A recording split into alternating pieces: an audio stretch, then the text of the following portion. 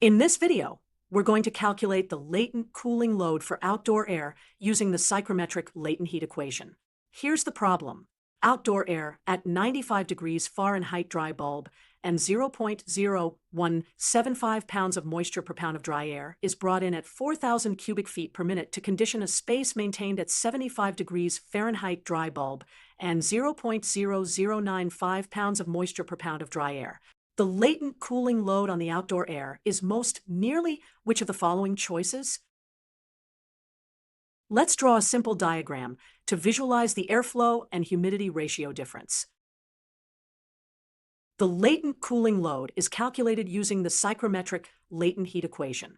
Q sub L equals 4,840 times CFM times delta W. First, compute the difference in humidity ratio. Delta W equals W sub 1 minus W sub 2, which is 0.0175 minus 0.0095, equal to 0.008. Now plug in the numbers. Q sub L equals 4,840 times 4,000 times 0.008.